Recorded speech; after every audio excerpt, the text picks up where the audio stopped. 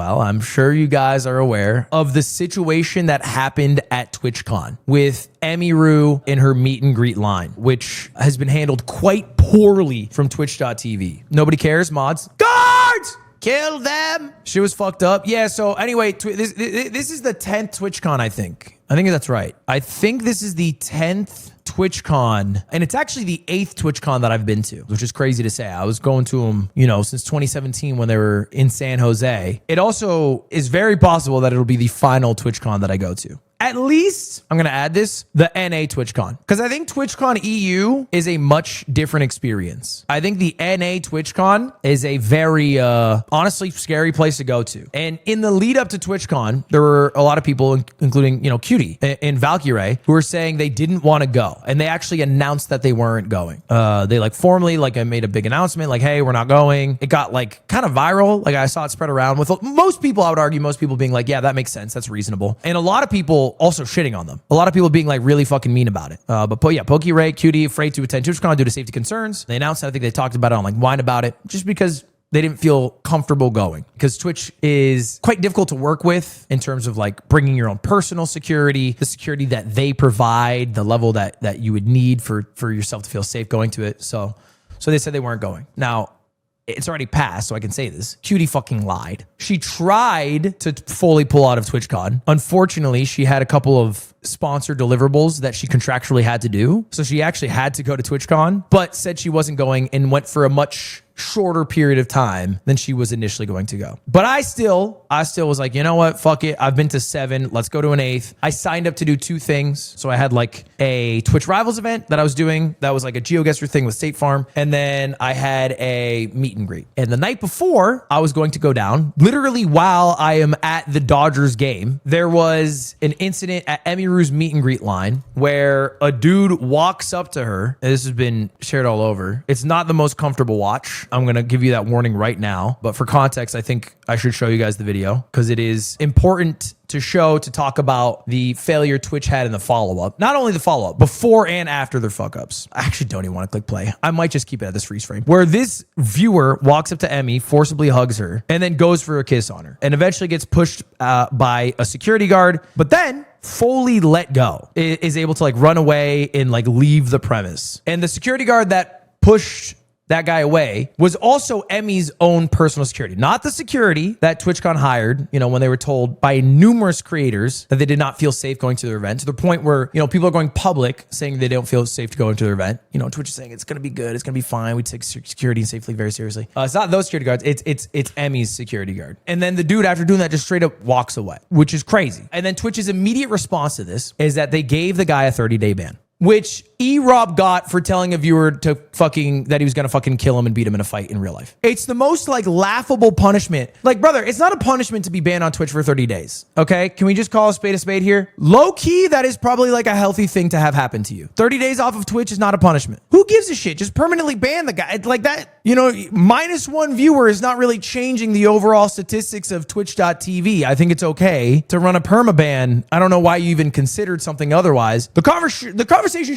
shouldn't be, hey, so the guy who assaulted you, how long should the ban be? It should be, hey, do you want to like press charges against him? The fact that it's how long should the ban be, that's the conversation point. It's crazy. That's crazy. That's a crazy thing. And you know, none of this would happen in Clancyville. It is true. It's a shame that they don't host TwitchCon in Clancyville because none of it would happen there because Clancyville's a utopia. But that was Twitch's initial reaction. And Emiru, the day after, Emiru, by the way, fucking resilient. Because Emiru, after that, went back to her meet and greet line and finish it out. Like, that's Jordan Flu game shit. That's like, that's a trooper, bro. That's a warrior. And then, you know, she collected her thoughts and went live the next day to address everything that happened. What I would call a overdue scathing review of the incompetencies of Twitch.tv. But yeah, it literally is 50 minutes of her just saying how fucking dog shit Twitch is at doing what they say they're going to do, which is part of the issue, right? You know, it's not like this is out of the blue. Everybody thought TwitchCon was a safe place. All of a sudden this happens. There was clear warnings from creators to the point where they weren't going to the event because they didn't feel comfortable. Twitch saying, guys, we're taking it very seriously. And then them day one, literally letting an incident occur because all they are empty words to satiate the people to come, because here's the fucking reality. TwitchCon needs creators to go. The only reason you go to TwitchCon is because creators are going to the event. It does not exist without it. That is the whole point of the event for both viewers and for creators. That's literally the whole fucking thing. Because do you know what you have when you have a TwitchCon without creators? You have fucking G Fuel booth, Gamer Subs booth, Alienware booth. You have fucking Logitech booth. It's 1,000 sponsor booths, and that's it. That's the entire event. And then it would be over now. It's not only like imperative for Twitch to listen and make sure the event is comfortable and worth going to for creators. It's the whole fucking point of that bitch. It's literally the only reason it exists. It's in Twitch's best interest to do that. So anyway, the aftermath of it is I think that night Dan Clancy was seen out and about at a party. They started vague posting, which was a little bit embarrassing. They were like, we cannot believe the incident that happened. They wouldn't name Emmy in the incident. The safety and security for all those attending TwitchCon is our highest priority. The behavior displayed by the individual involved in the incident yesterday involving a high-profile streamer was completely unacceptable and deeply upsetting. In line with existing TwitchCon security protocols, police enforcement, law enforcement, and event security were on site in response to the incident. We immediately blocked the individual from returning to TwitchCon premises. They're banned indefinitely from TwitchCon, both online and in-person events. We're coordinating with the impacted creators team. They don't even say Emmy. They just say impacted creators team per our standard protocol and continue to cooperate with any law enforcement, yada, yada, yada. But, I won't lie. TwitchCon security has always been insanely fraudulent. And I've known that because I have needed to be at secure areas as a creator. Like I've needed to be backstage. I've needed to be at a creator partner lounge. And when I'm walking through TwitchCon every year, I have one disguise. I'm a one trick. I do the same thing every year. I put on a hat, I put on a mask, and I walk through the audience of, thousands of fucking fans or whatever, and not a single person comes up to me. Now, it's possible it's because I'm washed.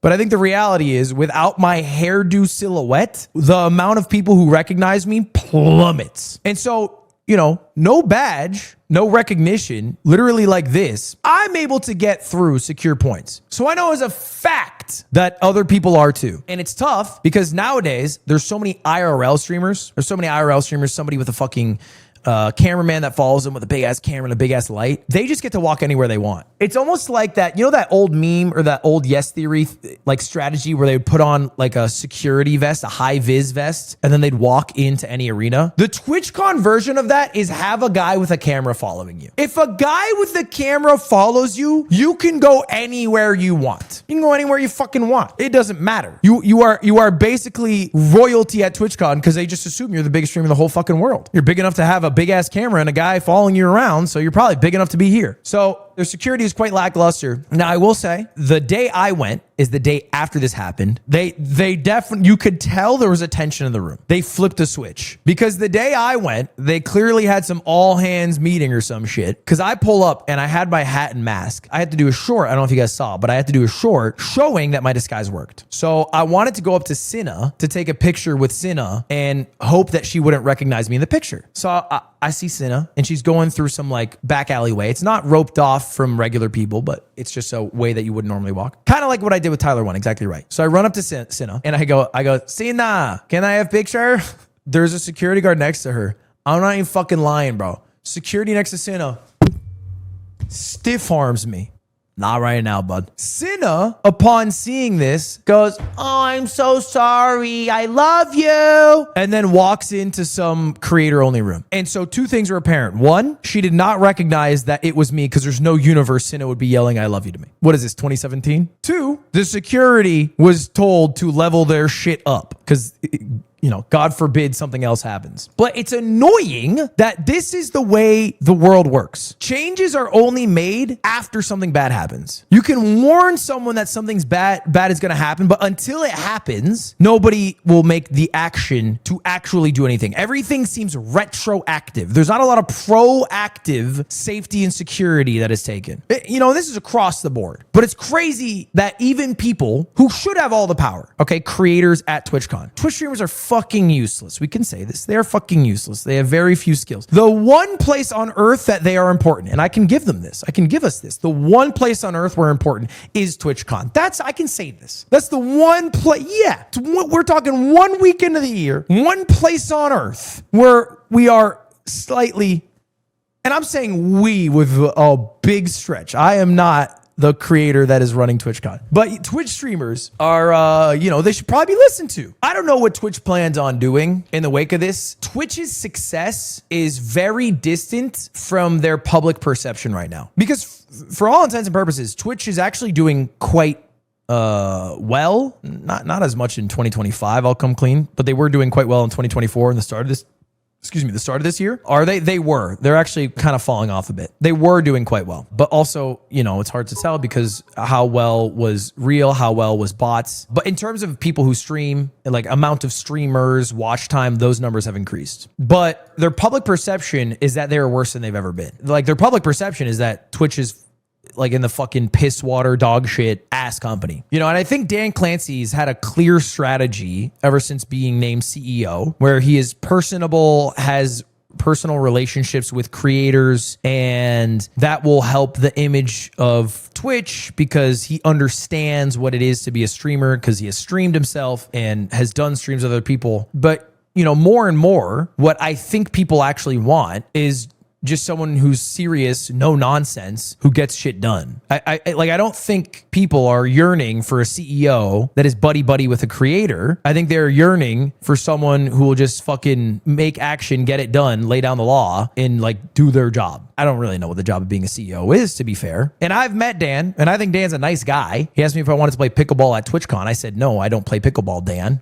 I'm white. I'm not that white. But a nice guy isn't always the best option as CEO. Guys, I'm part Chinese. Seriously. We've talked about this. Spiritually, I feel that I must have come from a Tang Dynasty line. So anyway, I will say, I have no measurement on the KPIs, the success that Dan Clancy has had as CEO versus the expectations of Amazon. What I do know is that there was like a partner area where the creators would hang out at the hotel adjacent the venue. And Pete told me this. Pete was at this hotel just chilling with Rob CD and got booted. They were like chilling, I think Saturday night, and they got booted because apparently Dan Clancy was called into a big boy meeting with the big guns at Amazon Saturday night. This was a big enough situation that has rippled up to dad upstairs. I don't know what the fucking conversations were. I'm not privy to that shit, obviously. But at the very least, the story has gotten enough traction that someone with power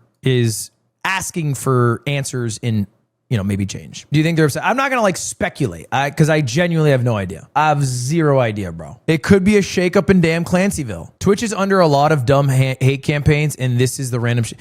Yeah, Twitch is that, you're not wrong. Like Twitch has a bad reputation, and when you have a bad reputation, people will get mad at you for shit that you didn't even do, right? Like that happens all the time. Then when you do shit that's actually bad, you are definitely going to suffer the consequences, right? You're on a much shorter leash. By the way, I feel very vindicated in certain things. Adpocalypse, I still think that was the dumbest thing of all time. I think that was all quite fake. I don't know anyone whose fucking ad rates were cut. That shit happened a year ago. Everyone was fucking giving me shit for the way I covered it. It was fake. I said it was fake at the time. That people were like, it's not fake. I think it was fucking fake. I think we can say that now. I think one company stopped their contract with Twitch and people were like, it's over, adpocalypse. It was not.